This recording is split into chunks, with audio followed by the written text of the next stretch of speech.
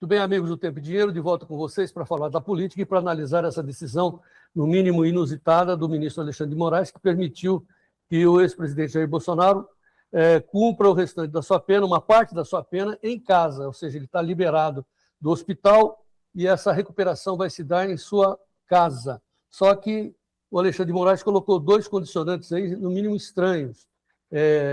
Duas condicionantes. Que ele fique em sua casa para convalescer durante 90 dias, durante 3 meses, não somente. Né? E as visitas serão permitidas somente dos seus médicos, seus advogados e dos familiares mais próximos, e não mais das suas visitas políticas, como acontecia anteriormente. Essa condição, como eu disse, é totalmente inusitada, e para isso eu preciso da análise do cientista político Paulo Moura, que já está conosco. Paulo, muito obrigado pela presença. E como é que você entende essas decisões do Alexandre de Moraes? Boa tarde, João. Boa tarde, amigos do Tempo e Dinheiro. Bom, a primeira coisa a registrar é que a prisão domiciliar de pessoas na condição em que o presidente Bolsonaro se encontra é chamada de prisão domiciliar humanitária. No caso do Alexandre de Moraes, a decisão não foi tomada por razões humanitárias, foi tomada por, vamos chamar assim ironicamente, por livre e espontânea pressão. Alexandre de Moraes não está movido por razões humanitárias, por solidariedade humana com a situação em que se encontra o presidente Bolsonaro, na idade avançada, na condição limite da sua saúde, se deu por pressão dos seus pares, que estão extremamente preocupados com a possibilidade de que uma crise mais grave ainda do que essa da condição de saúde do presidente Bolsonaro, ou que eventual morte do presidente Bolsonaro, Deus queira que não aconteça, em pleno processo eleitoral, venha beneficiar Flávio Bolsonaro. A comoção nacional seria muito mais grave, muito maior, na minha opinião, do que aquela da facada em 2018, e isso é objeto de temor da ala Alexandre de Moraes no STF. Né? Gilmar Mendes, Toffoli e Carmen Lúcia e outros magistrados do STF temem isso, foram para cima do Alexandre de Moraes, e foi por essa razão, única, exclusivamente, que ele cedeu, e cedeu por circunstâncias totalmente inusitadas. Acho que não existe precedente de ceder uma prisão domiciliar num prazo limitado de 90 dias. A dona Michele Bolsonaro foi ao encontro de Alexandre de Moraes hoje pela manhã, depois de Flávio Bolsonaro ter ido na condição de advogado do presidente. O Flávio é advogado, se registrou como tal para poder visitar ilimitadamente o presidente, fez o pedido dele. Agora a dona Michele se comprometeu pessoalmente a ficar cuidando do presidente em casa, e ele estabeleceu essas limitações que são absurdas, porque o presidente vai ficar mais restrito em casa do que estava no presídio. Como você disse aí na abertura, o presidente no presídio recebia visitas, mediante autorização do Alexandre de Moraes, mas recebia visitas. E agora só poderá receber os filhos, os médicos e os advogados. Então, o que vai acontecer, João? Nós estamos aqui na última semana de março. Então, 90 dias, abril, maio, junho, vai ser lá no final de julho que o Alexandre de Moraes vai reavaliar, e isto vai acontecer lá na boca da eleição. Então, o Alexandre de Moraes transferiu lá para o início da campanha eleitoral a criação de um outro fato político de grande impacto, de grande magnitude, que é a tomada de uma decisão por parte dele, se devolve Jair Bolsonaro para Papudinha ou se autoriza que ele permaneça em casa. Ao devolver para Papudinha, nas circunstâncias críticas da saúde em que o presidente se encontra, certamente o presidente vai melhorar. É o que os médicos dizem, que ele, tendo atendimento permanente dentro de casa, ele vai melhorar. Voltando para Papudinha, ele corre o risco de piorar. Porque o que acontece com ele é o seguinte, João, né? Ele, em função do refluxo, ele regurgita. Então, ele tem micro-regurgitações, o que significa que o líquido gástrico vai para o pulmão e provoca a infecção pulmonar. Então, ele precisa ter uma atenção 24 horas. Não basta aquela campainha do lado da cama que botaram na papudinha, porque aquela campainha ali o presidente aciona quando ele já está numa situação limite. Ele precisa ter um atendimento de enfermagem 24 horas, prestando atenção se ele está com algum problema. Ele precisa ter uma alimentação especial que ele só pode ter dentro de casa, para que o refluxo seja evitado ou minimizado, que ele só pode ter dentro de casa. Então, ele vai ter a situação melhorada dentro de casa, e se daqui 90 dias o Alexandre de Moraes mandar ele de volta para a Papudinha, ele voltará a ter na Papudinha as condições que terminaram determinando que ele fosse hospitalizado com a crise grave de saúde que ele está hoje, o que revela a personalidade, digamos assim, sádica, doentia de Alexandre de Moraes. E Alexandre de Moraes está marcando a data para que 90 dias em que ele vai criar novamente um fato político, em que ele colocará novamente, daqui a um tempo, depois de 90 dias, com o presidente Bolsonaro, se for mandado de volta para Papudinha, é uma questão de tempo para que ele volte a apresentar um quadro grave de saúde que o levou à hospitalização neste momento. Pois é, Paulo. Então, com todo respeito, se você sabe de tudo isso, o Alexandre de Moraes sabe muito mais. Ele sabe das consequências. Então, ele está trabalhando para as consequências. Vamos imaginar, né? Vamos imaginar que nós estejamos às vésperas dos 90 dias, tá? O encerramento dos 90 dias. Começa a efervescência política, como já está. Esse caldo vai engrossar, Paulo. O que o Alexandre está querendo exatamente? Olha, João, uma pessoa politicamente racional, digamos assim, que seja apenas movido pela razão, pela lógica, e seja inimigo do presidente Bolsonaro, do Flávio Bolsonaro, e não queira a eleição do Flávio Bolsonaro, mandaria o presidente Bolsonaro para casa e rezaria para que o presidente Bolsonaro ficasse bom de saúde, para que nenhum problema de saúde do presidente Bolsonaro atrapalhasse o curso da eleição. Aparentemente, Alexandre de Moraes não se move por uma lógica racional. Move-se por sentimentos não nobres, digamos assim. Move-se por sentimentos de vingança contra o presidente Bolsonaro. Não quer o bem do presidente Bolsonaro e é capaz de prejudicar o presidente Bolsonaro para satisfazer estes sentimentos. Ele só está mandando o presidente Bolsonaro para a prisão domiciliar sob estas condições porque foi pressionado pelos seus pares.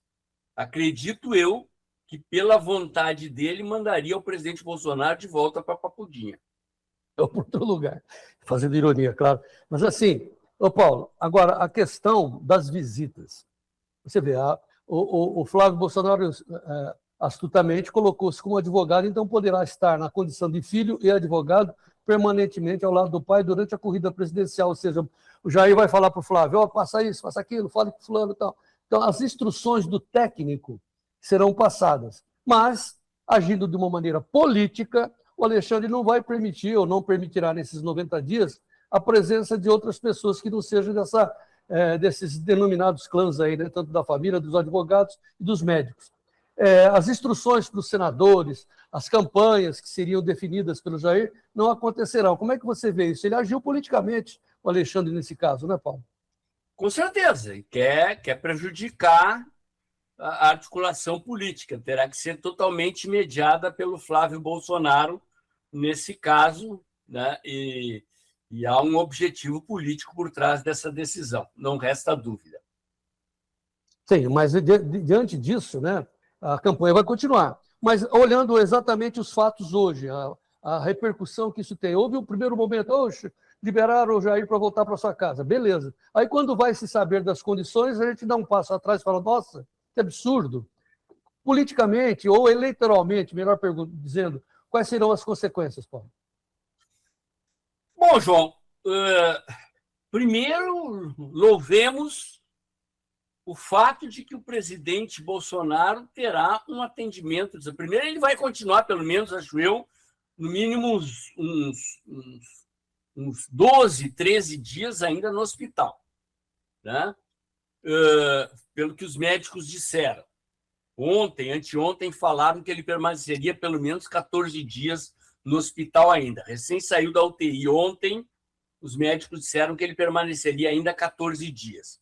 Após esses 14 dias, ele vai para casa, onde fica 90 dias, tendo o atendimento que os médicos dizem que é o atendimento mais adequado, de onde esperemos que ele esteja em condições de se recuperar totalmente. É bom lembrar que, quando o presidente entrou no hospital, fizeram exames que indicaram que a pneumonia de agosto não estava totalmente curada. Pneumonia é uma doença. Eu sei, João, eu sou asmático e sofro de refluxo, né? Não é uma doença simples, né? Os brônquios do presidente estavam ainda levemente infeccionados, e isso facilitou a rapidez com que a infecção tomou conta do pulmão dele. Então, do ponto de vista da saúde, o presidente vai para as melhores condições que ele poderia ter, segundo a recomendação médica. Do ponto de vista político, o que a gente vai ter é essa possibilidade de que o Flávio faça as vezes da intermediação. O Valdemar da Costa Neto, como o Valdemar está indiciado em outro processo pelo Xandão, já estava impossibilitado de falar com o Jair, mesmo com o Jair podendo receber visitas. Mas o Rogério Marinho, por exemplo, que é o coordenador da campanha, não poderá visitar o presidente. Outros candidatos a palanques regionais, a candidatos a equações para o Senado e para governos estaduais, visitas que estavam combinadas para o presidente acertar certas coisas com candidatos, vão ter que ser intermediadas pelo Flávio. Infelizmente, é uma limitação, é um prejuízo para as campanhas do PL, de aliados do PL em todo o Brasil, que vão ter que ser intermediadas pelo Flávio, o que, de certa forma, vai provocar uma limitação da movimentação do Flávio pelo país, porque ele vai ficar mais ou menos atrelado ao Bolsonaro, né? A liberdade de movimento do Flávio vai ficar relativamente restrita, porque cada vez que tiver um problema regional que dependa da decisão do Bolsonaro, o Flávio vai ter que articular com o Bolsonaro para resolver, quando muitas vezes ele poderia estar viajando pelo Brasil, ele terá que estar em reunião com o Bolsonaro para resolver esse tipo de problema. São exemplos de prejuízos que o Alexandre de Moraes está causando à campanha do Flávio, à campanha do PL em âmbito nacional. Tá, nós estamos gravando essa análise com o Paulo Moura assim que o fato aconteceu, faz poucos minutos, a gente não tem todos os detalhes. Eu pergunto ao Paulo se ele sabe se as proibições, as imposições do Alexandre de Moraes implicam em o ex-presidente não receber telefonemas, não gravar vídeos, não ver televisão, não ter acesso à comunicação, mas deverá ter, porque ele vai estar junto com a família. O que se sabe até o momento, Paulo? Não ver televisão, eu não vi nada na imprensa, eu dei uma lida rápida aqui em tudo, né? Mas certamente não pode usar celular, não pode usar computador, não pode se comunicar com o mundo externo através de meios eletrônicos. As pessoas que entrarem em contato com ele, em tese, não poderão fazê-lo também no momento em que estiverem em contato com ele, né? Acho que vai poder, não tem como evitar que ele assista ao noticiário, acompanhe o noticiário. Aquelas restrições que ele tinha na prisão, em casa certamente não terá, né? Mas a possibilidade de usar o WhatsApp, de usar computador, de usar redes sociais, estão terminantemente proibidas pelo Alexandre de Moraes. Que absurdo. Ou seja, está certo aí alguns jornais dizendo que o Alexandre de Moraes continua mantendo o Jair Bolsonaro como refém, né? É dele, né? Que coisa sádica. Mas vamos agora avançar então o sinal, porque de outro lado nós temos notícias chegando do Lula, onde ele está manifestando intenso mau humor junto aos seus auxiliares, gritando, gesticulando. Tem imagem dele chegando num avião, dando uma dura num tenente da aeronáutica. O pessoal do Planalto está reclamando de que o Lula está gritando, um tom não usual. Você sabe de alguma coisa? Qual é a sua análise sobre esse comportamento do Lula, Paulo? Eu tenho acompanhado esse mesmo noticiário, João. Não é para menos, a coisa não está fácil para o Lula, né? Ele certamente deve ter pesquisas internas do governo que devem estar mostrando para ele um cenário talvez até pior do que esse que a gente conhece pelas pesquisas publicadas. Qualquer um que acompanha o noticiário, como nós que somos profissionais da comunicação, eu diariamente eu monitoro mais de 20 sites de notícias. Você sabe que eu mando para ti, mando lá no grupo de política do pessoal do Tempo e Dinheiro, lá do Clube do Tempo e Dinheiro, eu publico o tempo todo os links das notícias que saem para todos os seguidores aqui do Tempo e Dinheiro, para os seguidores do meu canal. A gente fica 24 horas atento a tudo que sai e a gente percebe o fluxo de informação e o volume de informação negativa da imprensa sobre o governo é impressionante. É impressionante. Chega a lembrar aquilo que acontecia contra o presidente Bolsonaro lá no tempo da pandemia. Só que agora o fluxo é contra o Lula, é contra o PT. É Banco Master, é Lulinha, é a crise dos combustíveis e por causa da guerra, que lá no governo do presidente Bolsonaro era por causa do conflito da Rússia contra a Ucrânia, agora é dos Estados Unidos contra o Irã.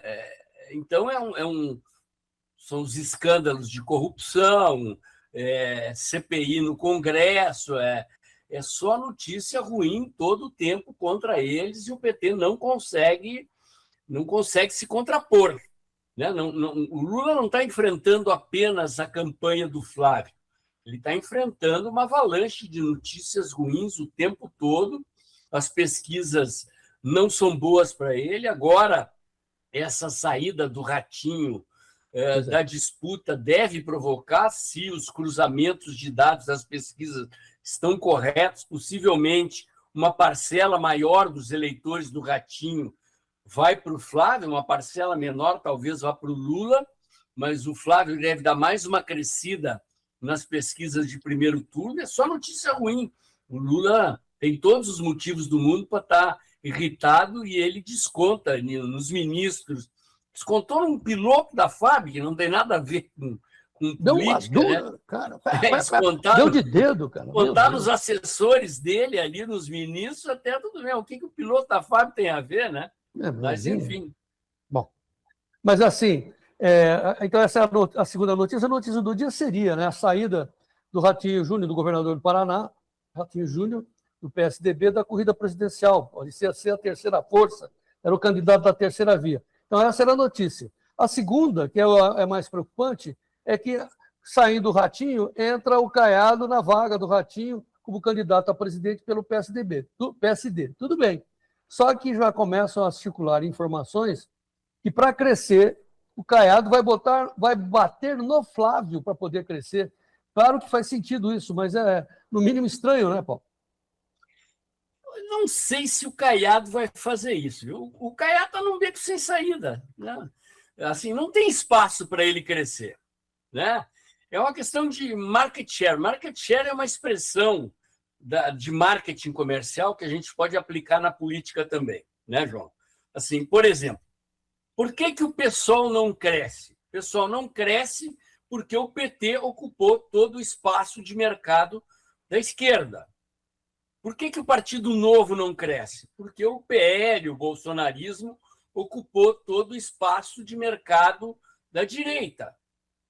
Então, assim, por que o Ratinho, o Zema, o Caiado e outros nomes da chamada centro-direita não crescem? Porque o Flávio ocupou todo o espaço.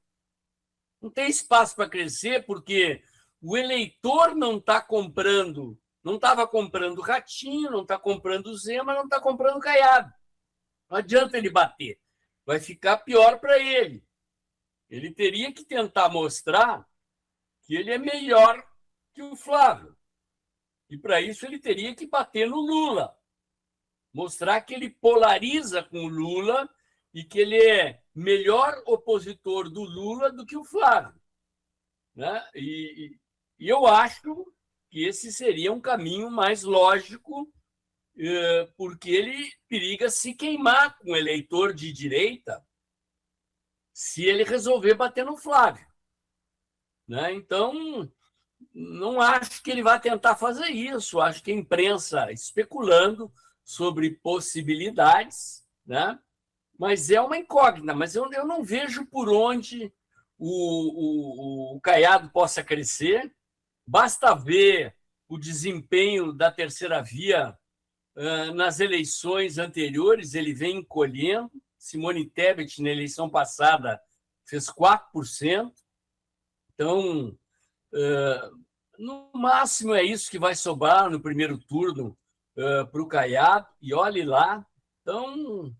E ele, Paulo, o Caiado terá bom espaço de televisão? Terá o quê? O Caiado terá bom espaço na televisão?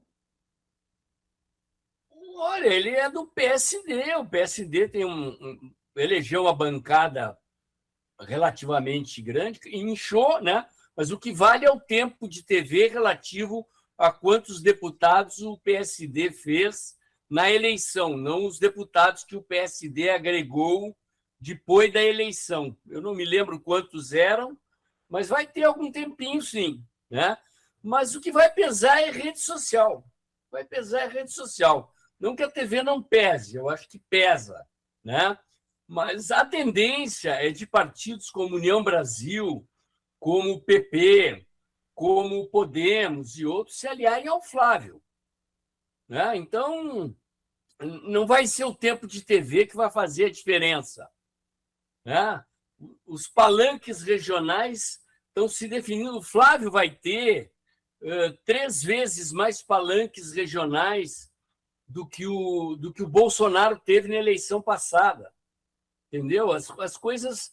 A eleição está polarizada e está configurada já no primeiro turno para um conflito entre esquerda e direita, entre Flávio e Lula, e não vai ser um pouco mais, um pouco menos de tempo de TV a favor do Caiado que vai alterar esse cenário. Tá, por fim, então, vamos olhar agora a campanha do Flávio, o comportamento do Flávio. Enquanto que Lula está dando de dedo no tenente da aeronáutica, o Flávio está navegando aí, indo visitar várias frentes, e se comportando como candidato à altura do desafio. Ele andou pelo Nordeste agora, andou pelo Norte, Nordeste, andou para o Rondônia, andou pela Paraíba, andou pelo Rio Grande do Norte, em eventos com uma grande quantidade de gente, andou inventando uma dancinha agora, que repercutiu aí nas redes sociais, foi assunto de comentário na imprensa, né? Isso repercute, esses eventos. São eventos midiáticos, né? Lembra um pouco aquelas convenções americanas, e o importante é ver a quantidade de gente os eventos do Flávio estão começando a lembrar os eventos do Bolsonaro, viu, João? Pela quantidade de gente, pela maneira como o Flávio tem sido recebido nos aeroportos e nessas, vamos chamar de convenções, né?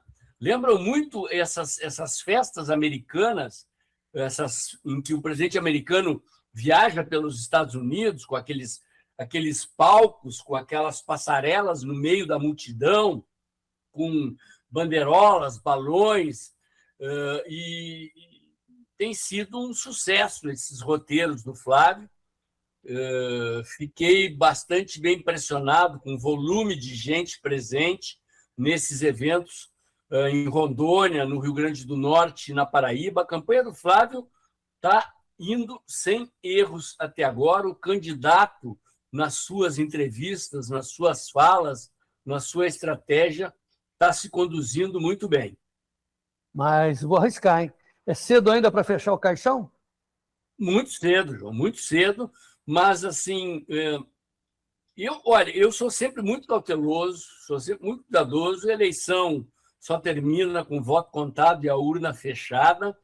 Mas eu tenho chamado a atenção para o seguinte, João, assim, o festival de delações que está acontecendo agora, tanto no Banco Master quanto no INSS, vai explodir o resultado das delações, o conteúdo das delações, vai explodir na imprensa daqui 90 dias.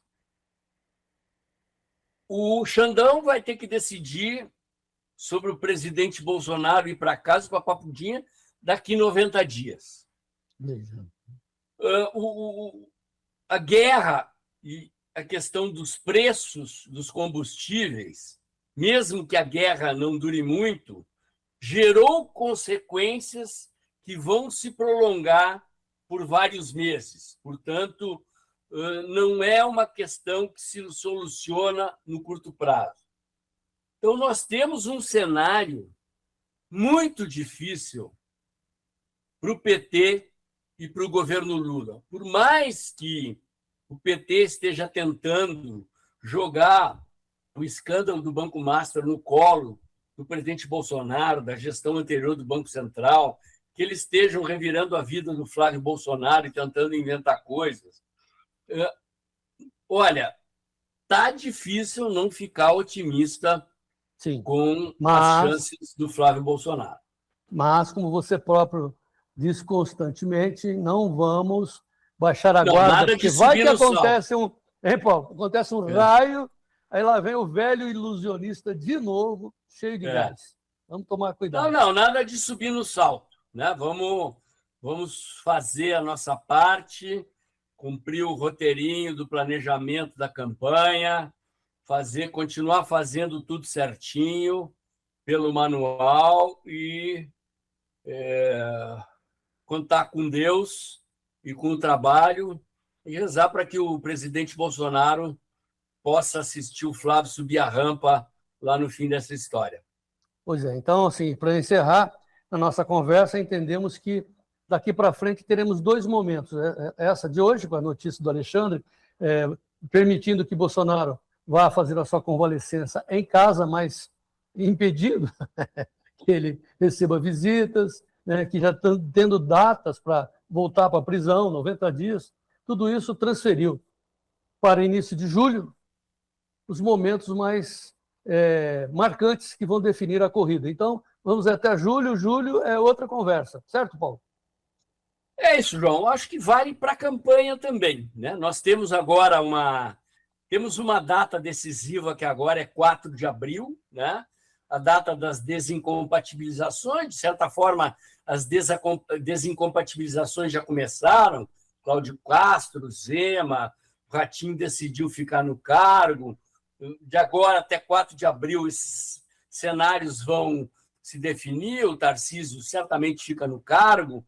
É uma data meio decisiva. O PT deve começar a intensificar o tiroteio contra o Flávio. Aparentemente, o mês de julho criou uma outra efeméride, aí uma outra data decisiva, marcante no calendário, porque é onde esses outros eventos aí, do resultado das delações e da decisão do Xandão, sobre mandar o presidente Bolsonaro para casa, continuar em casa ou ir para Papudinha, vão criar um marco aí no calendário político da eleição, então ficaremos de olho. Muito bem, professor Paulo Moura, do Dextra.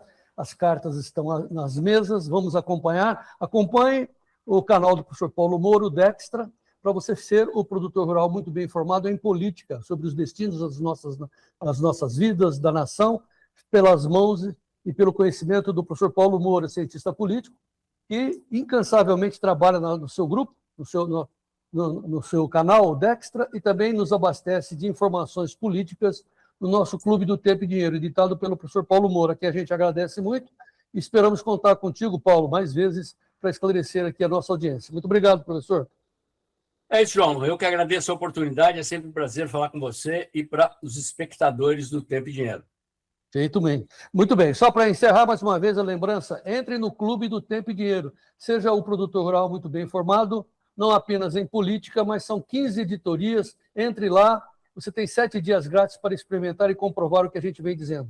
Clube do Tempo e Dinheiro, o melhor serviço do agro brasileiro para os produtores avançarem e continuarem cada vez mais produtivos em favor do nosso Brasil. Muito obrigado a todos e vamos em frente. Até a próxima.